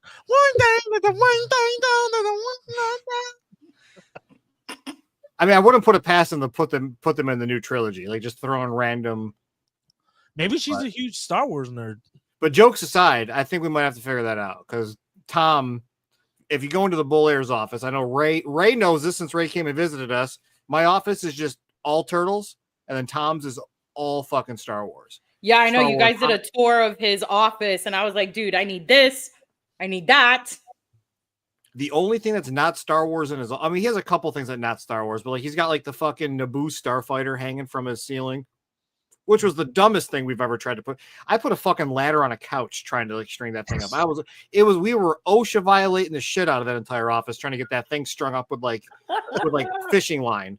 He said OSHA violating from the air duct, so it doesn't fall on his goddamn head. But he's got like all these really cool Star Wars things in there. Just got a Mayor McCheese head from like the old McDonald's play place that he had to have. Mayor McCheese. Yeah, like he loves the most ridiculous shit, but it's really, really like he loves Star Wars. So I'm sure he's gonna try to find somebody to sneak us in to go hang out with George Lucas. Fun fact, you mentioned McDonald's. So a couple years back, Chris and I got a hold of some old school McDonald's Happy Meal toys from like the 90s. And they still had the lemon cookies sealed. Oh, Jesus Christ. No, wait, hold on. It gets worse. We opened these and both Chris and I ate these cookies and it literally tasted as if they made them that day. Oh, really? Yes. And we were screaming at the camera going, what the fuck are you putting in your food, McDonald's? It's the preservatives. Think of the theory. Like people always talk about it. It's funny if Carlos is still here because he's a fucking doctor. It's like they always talk about like these preservatives and shit. And it's like they're bad for you, but they're preservatives. So in theory, aren't they going to preserve you if you intake more of them? I feel more preserved. McDonald's. I feel preserved. Preserved with diabetes. Yes. Diabetes. You can send my check for the plug at 22 Groton Ave. So besides the San Diego Comic-Con, do you guys have any other like conventions that you guys are going to be doing? Unfortunately, we've got LA Comic-Con, Nice. New York Comic-Con, Ooh. Chronic Con. The hell is Probably- Chronic Con? Chronic It's in Con May. is the Jane Silent Bob one Oh. because we have Isn't that that the license. second year? Yeah, second year. We might do. No, that's next year. Designer Con is in November. Yeah. MegaCon. Say Sneaker Con. MegaCon. Oh, You guys should do MegaCon. MegaCon. Which one's that? Is that Orlando? Yes. that's Orlando. You guys should do that. Yeah, that's on our list. We haven't booked it yet, but everybody got really mad at us last year. Like, oh, you guys aren't coming, or like, coming to what? It was the week of. We're like, we had no idea there was a thing. We're gonna get down there. Nice. Granite State is a thing we go to every single year, and I have not booked it yet. I don't even know. So the thing about Granite is we usually get asked to be there, and no one's brought it up to us yet. And it's like a week. It's the same week around something else or something either the week before or week after. And we're trying to figure out how it's going to work. So I don't know if I'm going to be at Granite this year. I might, because I'm friends with all the turtle guys. So I might just go out to hang out, but I don't know if BULLAIRS is going to be there.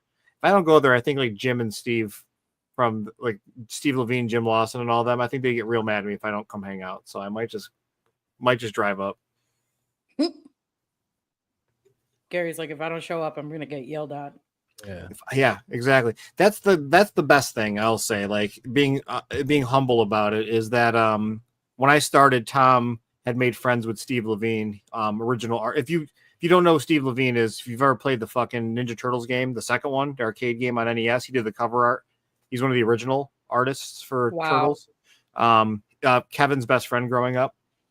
But he was friends with Steve, And then I just kind of became friends with Steve through Tom.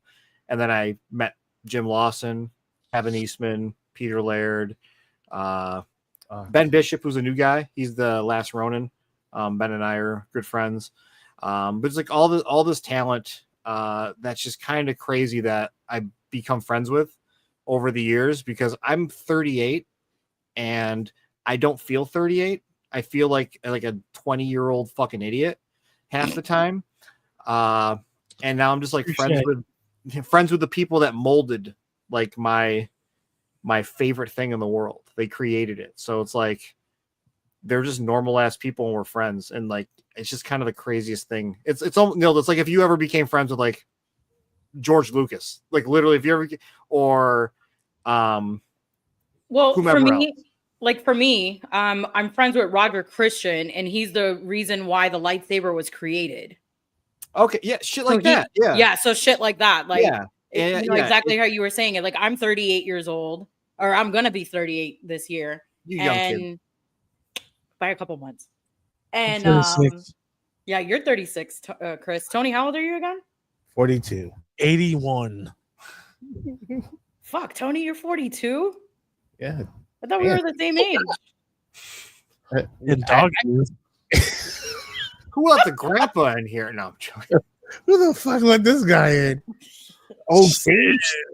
No, but like I get where you're coming from, Gary. Like, yeah, like being in this industry and doing YouTube, I've had the perks of like being able to make friends with some of the Star Wars celebrities that I've been able to interview on the channel, to the point that some of them I actually have like their phone numbers.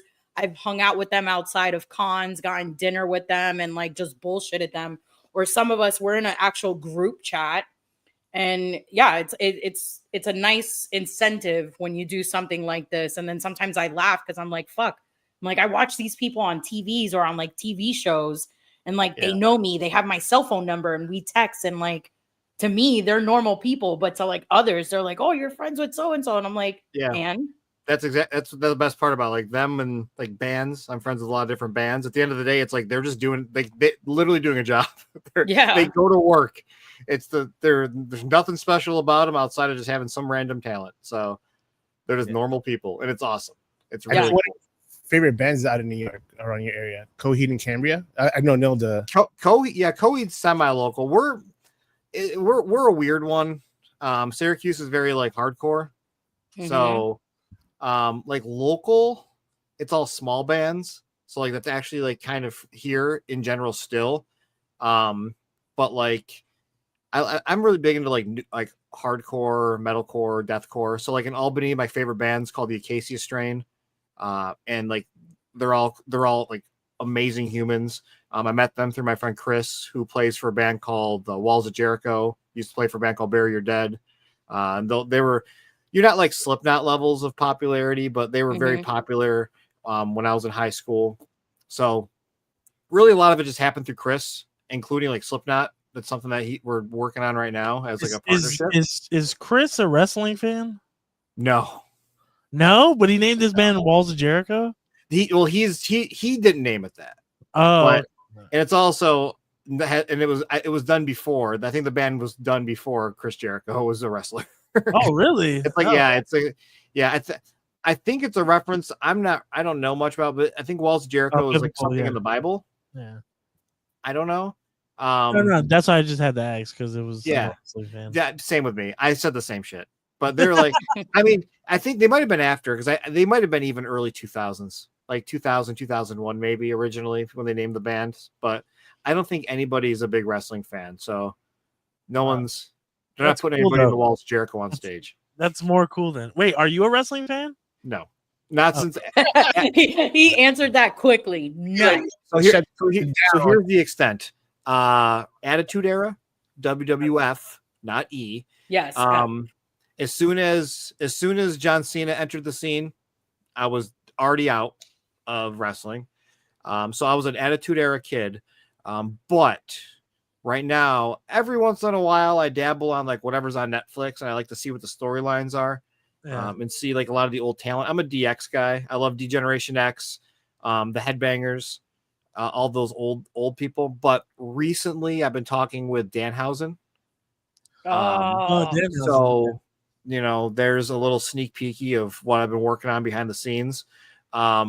So there's that, and then Tom's friend, hold on, Billy Corgan.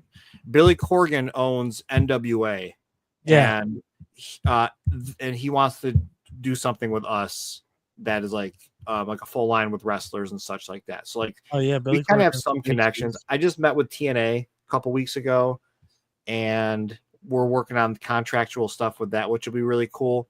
And then we got offered the WWE contract back in May. So like, that's also in the place. So I'm trying to catch up a little bit on some of the new wrestlers and see what's going on with storylines. But I think I'm just going to stick to what I know and what Tom knows. Tom knows like late 80s, early 90s. I know late 90s, early 2000s. So, Hulk, Undertaker, stuff like that.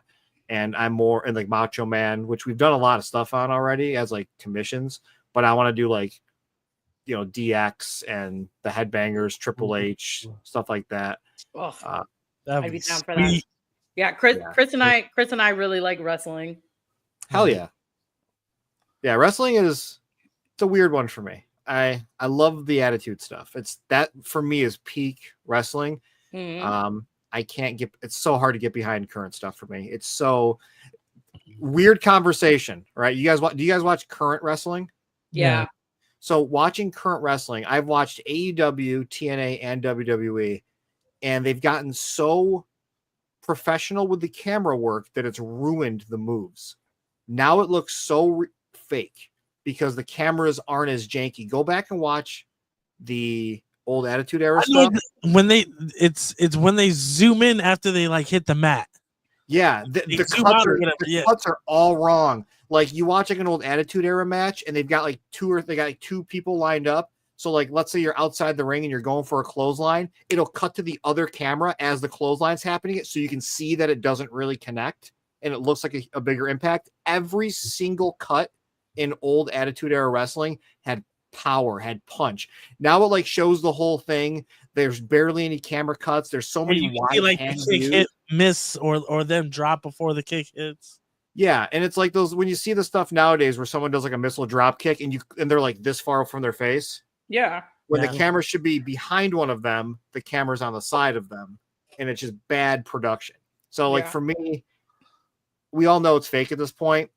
That just makes it look even worse for me. There's no wonder anymore. It's funny back in the day they didn't give a shit. They were like, I'm gonna hit you in the face, it's gonna look great. Yeah, they'll still hit you, but But now people are like, oh, my health, so it's That's funny that you mention it, Gary. So like this last event that went on this weekend, it was called Evolution, which was like all the women were wrestling, and Natalia was connecting, I forgot with what other female wrestler, and like this was the other female, and Natalia like swung this way, missed her face completely, and then like slowly fell on the ground. And I was like, this shit looks so bad. I was hard. It's rough. I mean, WWE is not as bad as like AEW is probably the promotion that I like the most because of the talent, but they have the worst production I've ever seen in my life. 100%. It's just rough. It's upsetting. So yeah, that's my wrestling rant. Well, it's nice to hear that you guys are gonna do or you guys are in the works of doing something. I definitely would think a D-Generation X sneaker would be great. Just like the black and like what was it? Black like and green, man. Black and green, yeah. Black and green, black and white with some green. Yeah, there's so many options that we can do. We can even like I was playing with an idea of just putting no laces on it, and it was just PVC X's as the lace. Yes. So it just kind of stays stuck on. There's so many, sky's the limit with a lot of that stuff. Licensing's hard though. Licensing, you have to stick to that's why we don't like to do a lot. We do a lot now, but we don't like to do a lot of licensing because there's just so many restrictions. So some of the best people we work with, like Chuck E. Cheese, they're unbelievable with licensing. Like they're like, yes. And like Return of the Living Dead, one and done. no, like the notes, barely any notes. We were working with another one, Twisted. It's a rap group. Mhm. And a lot of notes. Twisted was the counterpart for ICP, yeah. for ICP. Yeah. So they only had like one song that I liked of theirs. Yeah, it's like the 25th anniversary of one of their albums or something right now, and we'll see how that turns out, if that gets dropped. But there's some people that are just really particular and some people that are really cool, and it's tough sometimes. Like, licensing is a tough thing, and it really hurts some creativity from time to time. I know you did mention Chuck E. Cheese, and I know you did a McDonald's drop.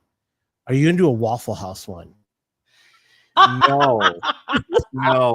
What? I'd be down to wear some Waffle House fucking sneakers. So the only reason I asked is because I know you mentioned earlier was Street Fighter, possibly. Yeah. Oh no, it's happening. Street Fighter's legit. Yeah, I do a lot of I participate in a lot of fighting game tournaments, and Tekken, one of the Harada is one of the creators of Tekken, or one of the head designers, and it's been an on thing on X or Twitter that they should have the background as the Waffle House. As a Waffle House, I saw that. Yeah, and I was like, a Waffle House, fucking BULLAIRS, Tekken shoe. A Tekken shoe would the laces for the Waffle House be an actual waffle?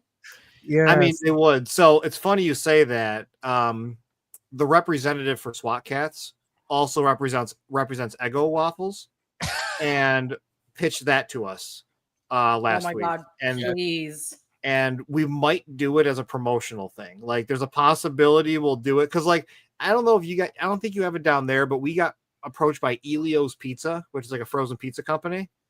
I've heard of it, but we don't have it. Yeah, it's mainly a Northeast thing, I believe. But Elio's Pizza reached out to us, and they're like, "Oh, we want to do a pizza collab with you," and we were gonna. It fell through, but we just like to do the one-offs. Like, oh, we'll make the one shoe, you guys can give it away and do your promotions and stuff. But yeah, Eggo Waffle, it kind of came up. We got asked to do Hot Pockets. You know, and look at Chris's face. No. Yeah, we got asked to do Hot Pockets. I'm really trying to get, so it's, as you could probably see, I've been drinking Mountain Dew Dragon Fruit, but I'm a big Baja Blast fan, and I don't know if he's still here, but Gabriel was like joking about making a Baja Blast shoe, and I'm like, I'll fucking do it. So Baja Blast is the single best thing Taco Bell has ever come out. It's incredible. It's the worst for my diet, so I've been trying to do. I do zero sugar with Baja Blast. This was supposed to be zero, but I didn't realize it wasn't zero, so now I'm just like, fuck it. But the same guy represents Pepsi, and I was like, Pepsi's Mountain Dew. Find out, because I will do a Baja Blast shoe, and we will complete the meme of us doing a Baja Blast shoe. So we had that. I think Cheetos asked us about something. Oh wow! And then you were talking about cereal, so we're in early talks for Fruit Loops, which I'm going to do a fucking toucan shoe. And then the Fruit Loops will be the eyelets on the shoe too. And then I think Fruity Pebbles or Frosted Flakes, or maybe both. All the same company that represents. Dude, you guys do Fruit Loops? I'm buying 2 fucking pairs of sneakers. One to never fucking touch. Yeah, Fruit Loops would be really cool because, like, you can do Toucan Sam, or you can do like vinyl Fruit Loops on the side, like, you know, like a kind of a collage with the rest of the design. So sky's the limit with a lot of stuff like that. So these are just things that we've talked about. Nothing confirmed or guaranteed, but it would be so cool if you did like Fruity Pebbles, but on the out part of the shoe. Remember those things that used to be clear, and then like it had sand in it, and you can move it and the sand moves? Yeah. But imagine if you had just Fruity Pebbles on the outside. Yeah. Like, and it just looked like it was in a bowl. Yeah. You know what? Yeah. You know what's funny about that? So, like, I've thought about that recently. So here's a plug. So we're actually cleaning out a lot of the office right now, and we're taking down from the wall a bunch of one shoes, and they're going to be auctioned off on Whatnot. And one of the shoes I pulled down today was a Wu-Tang Clan shoe. And on the toe, it's supposed to be like honey, and it's dual layered. And I was like, what the fuck is this? And I push it, and it's like watery. And I'm like, no shit. So Tom had that put in the toe. What size is that shoe? What was that? What size is that shoe? They're all the samples are 9.5. Yo, I'm gonna put it out now. Chris knows. Well, if no ever comes and visits, in the front of my, we just bought a house last year, and I redid my whole garden, and it's all white stone, but just on the walkway coming in, it's a yellow Wu-Tang symbol. Oh, is it really? Yeah, that's incredible. I'll send it in the chat later so you could see it. And I posted it on like the Wu-Tang like group chat, and it got fucking blew up. But I was like, Wu-Tang is for the kids. Yeah, It dude. is. The Wu-Tang shoes are so cool because they're high tops, they're Nike, they're AJ1 high tops, black and yellow, honeycombs on them. It's got swords because it's the Shaolin, so it's got like blades down it. And they were the sample pair because there was an unofficial pair that got sent out, and Tom had put resin on them, so it was like yellowish resin. And there it is. Oh, that's incredible. That's cool. But Tom had done yellow resin on them, so it was like beeswax. And someone commented on the photo and was like, "Yo, these are really cool, but it would have been nicer if you would have at least taken the time to take the glue off of them." Like professional ass photos. Like, do you think we left the glue on the damn things on these professional edited photos? Yeah, too crazy. But yeah, we'll be partnering up with a local shop called Funky Town Comics and Vinyl. They have a whatnot, and I started boxing the stuff up today, and where we bring it to them. Where I think Tom said 80 to 100 pairs of shoes. It might be closer to 50 to 80. So we're just gonna put them in. They're gonna do their photos, do pre-bids and stuff like that. I think we're starting them at like $50.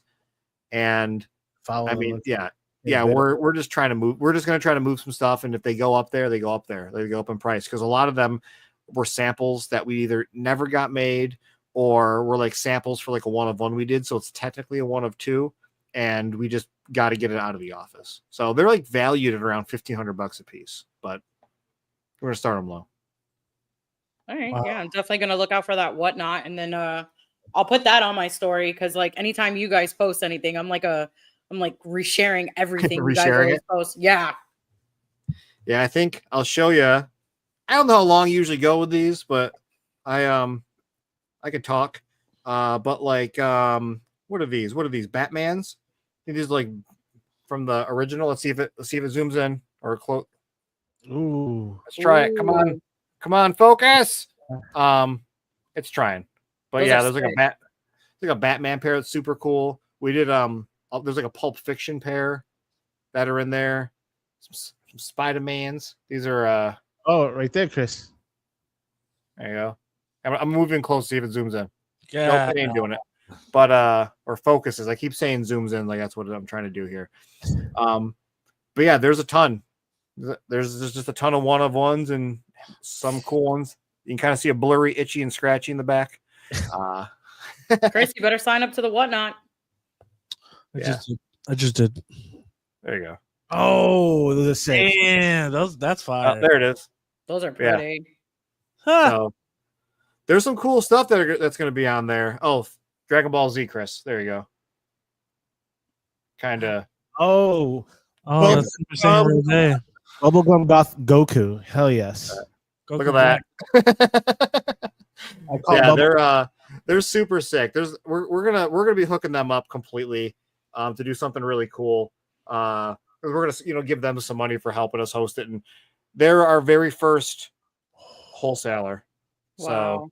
So we want to do something cool for them for their whatnot, and they always give away a lot of cool free stuff. So if you ever follow them on there, whenever we have stuff that like isn't satisfactory, if you guys know anything about BULLAIRS, is that we can't get our quality control over clothing handled to save our goddamn lives because sizing's usually off or a color's off and we got to have everything remade. We always donate that stuff to Funky Town and then they give it away on live streams. So you can get, there's like, what is it? The father leather jackets. I know Nilda knows about those. Mm-hmm. They were black leather jackets. Gave away those. The Princess Leia vests that we did. The first ones came and they're all the wrong size. So yeah, so check them out. Need those black Goku, someone said. Yeah. Yeah, Vicente's son and him, they're huge Dragon Ball Z fanatics. Yeah, I didn't take photos of it, but there was like there's a Majin Buu that I pulled that will be up there. I only found one. So if you go to a YouTube channel called Nostalgia Unboxed, in his background he has a pair of Super Saiyan Vegetas in the background that I gave him. There's another pair I think in the office, at least one shoe, and those are really cool. There's some other ones. There's like a one with like a there's I don't know Dragon Ball Z. Bulma and someone else. It's a split pair. Trunks? Maybe. Yeah, I think it is Trunks and Bulma, and it's a split pair, but they're like on Air Force Ones. So they're two different color shoes. Some cool stuff. I like that.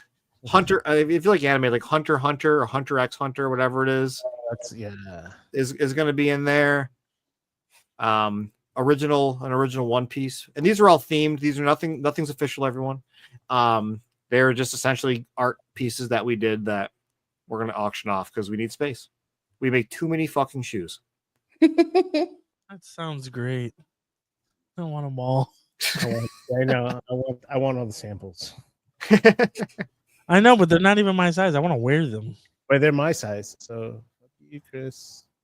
See, if there was something I would like, even if they're not my size, like I'd add them to like my collection. Oh, yeah. I don't think there's any Star Wars themed ones in there because Tom loves Star Wars so much that he ends up releasing them as like actual products. Like this year we did the like the Luke Skywalker themed ones on the SB Dunks. Mm-hmm. Like those were sitting in the office forever. And I think those are the ones we dropped. Same with like the father SB Dunks that we did last year that we brought back this year. We also did high tops. They were a dual pair.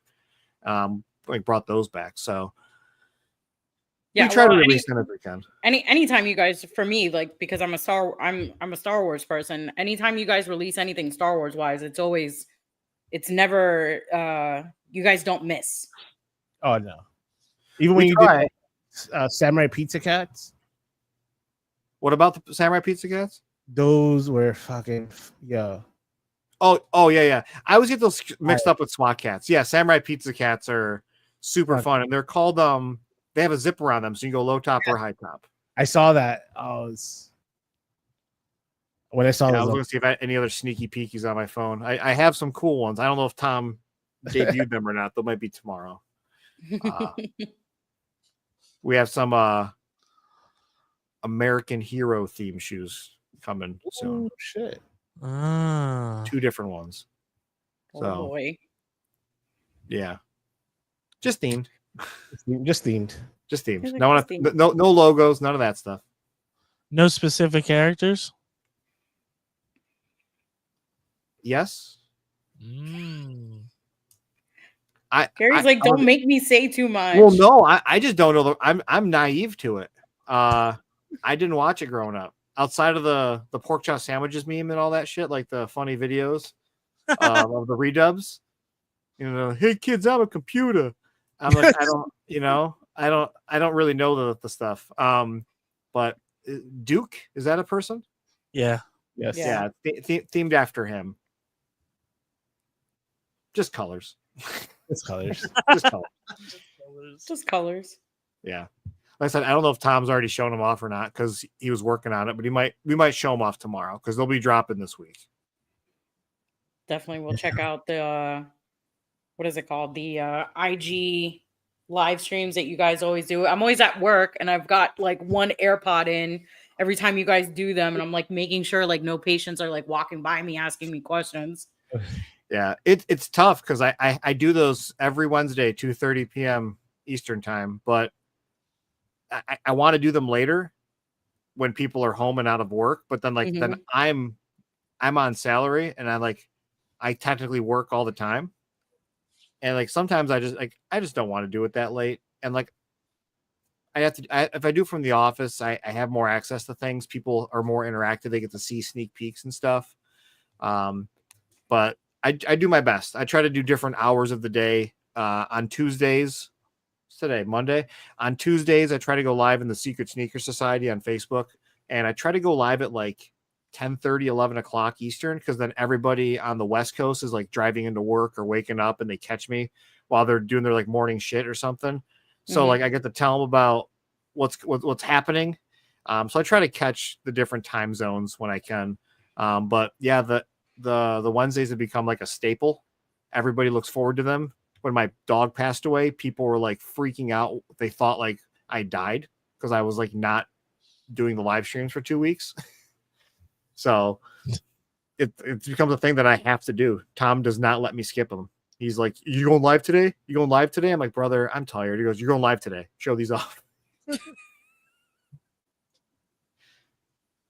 So he's like, "You're sick. I don't give a fuck. You're going live." Going live. Yep, that's pretty much how it is. Well, Gary, thank you so much for hanging out with us for this long. We weren't anticipating like 2 hours. I didn't want to hold you back from BULLAIRS stuff. See, I said the name right. Yeah, the longer you have me on, the more beans I spill. But I'm doing my best. I think what everybody will be hyped about is there's a shoe coming next month, early next month, based off of Doom. They're called the Hellwalkers. Ooh. And I worked with somebody. So are you familiar with Super 7? Yeah. Yeah. Oh, I buy a lot of their toys. My friend Kyle was their lead designer on like Turtles, Godzilla, and all that. Well, they let him go. So I've been intermittently contracting him to do some extra work for us and help him out while he's looking for work. And I had him do the Hellwalkers. And it turns out he was playing the new game and he loves Doom. So I'm like, just do these theme shoes. Nothing we can get in trouble on. Just cool ass looking shoes. And knocked one and done. Did it. Tom was like, "Fuck yeah." And that was it. So they're in production right now. And hopefully we'll have them in hand before we release them. So we don't have to do a render of them. But I think people are going to be real hyped about those. Those are probably my favorite ones that are on deck right now, outside of Pee Wee Herman, like we discussed earlier. Yeah, I can't wait for those. Okay. Yeah. And then this Friday is, I think we just called them Chaos. Yeah.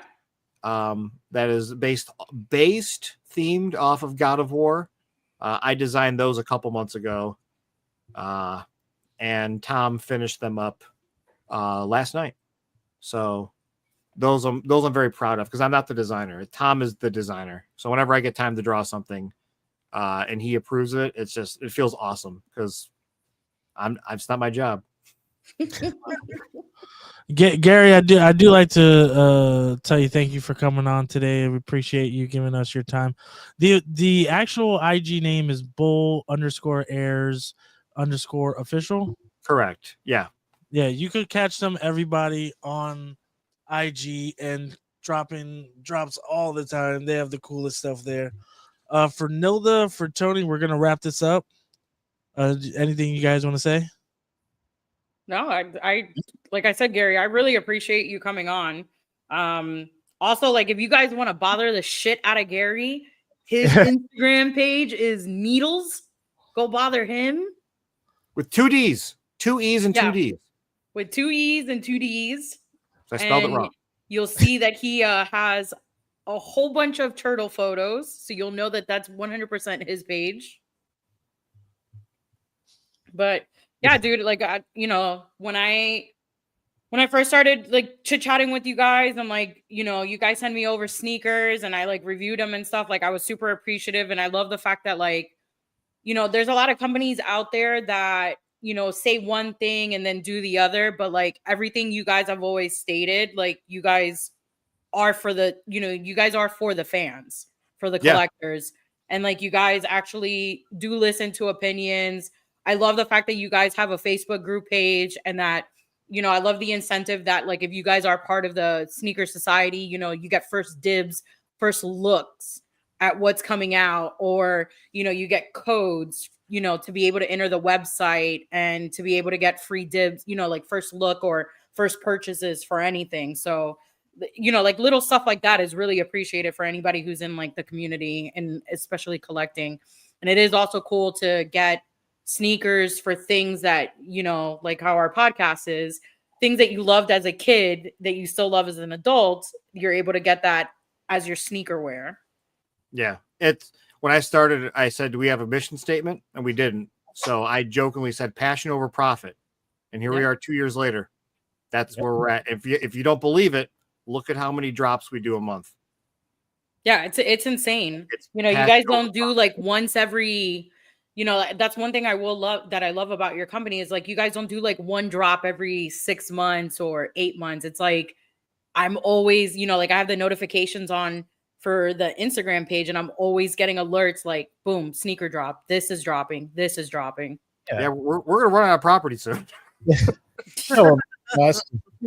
But I do love that you do, guys, other than like the major IPs that you guys influence, you also do like the very niche ones, like people like specific, like you need to like how we did with just talking about Samurai Pizza Cats. I'm like, not many people know about it unless you like grew up with it during that era and like know the colors, know like, and then those jackets and everything. I'm like, yo, that's what shows true passion. How you said passion over profit.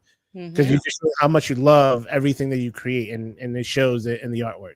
And yeah, we're not millionaires at all by any sake of the term. So we're gonna continue pumping stuff out, and just hopefully people love it. So, and like you said, niche stuff. Cowboys and Moo Mesa's on deck. It's another random ass one. We just got the RoboForce samples in this past week. Oh, so, yeah. Okay. So RoboForce will be at San Diego Comic-Con for those who give a shit. Yeah, no. We actually, well, I got to interview having a brain fart guy who's in charge of Toy Brian? Yeah. Got to interview Brian Volkus from Toy Nickel, and we got to talk about like RoboForce coming out. You know, he talked a lot about like the Toys That Made Us season 2 that's going to be coming out very soon, which I was huge fan of that during COVID. And then we nerded out for a little bit talking about them doing the documentary for Star Wars and how he got to interview Marsha Lucas, which was George Lucas's ex-wife, who had like, I want to say, more of an incentive of making The Empire Strikes Back such a better film than what it was originally supposed to be. Yeah. Here's an unpainted version, just so everyone wants to see your sneaky peeky. Oh, those are sick. It's hard to zoom in, but I think this is like Max 89 or something like that. Got real tubing on the side. It's all you're gonna get. You're gonna get a blurry ass, unfocused photo. But San Diego Nacelle has them en route to them right now, so they'll have them at the show. What's your booth number at San Diego Comic-Con? Well, I don't know. I'll put that in the description later on when you guys announce it. 3921. Okay, 3921. We will be there with it's us and then Atomic Toy Box Entertainment. We will be showing off our Mars Attack shoes, Attack of the Killer Tomatoes, Attack of the Killer Tomatoes San Diego Comic-Con exclusive edition, which will be pre-orderable at the show. And then we will be showing off, we don't have it yet, the Mars Attacks Glow in the Dark edition, also for San Diego Comic-Con. And then the Yancey Street Stompers will be there as well. Slides and Stompers, both of them. Look at Chris. He's like, okay. Let me get my that in mind. Again, guys, go to bull_airs_official. For Nilda, Tony, Chris, thank you, Gary, for being on the show. We'll catch you guys next week. We're not going to tell you what our top 5 is, but you'll just have to tune in at 8 p.m. next Monday. Thank you very much, y'all, for joining us. We are out. Press start.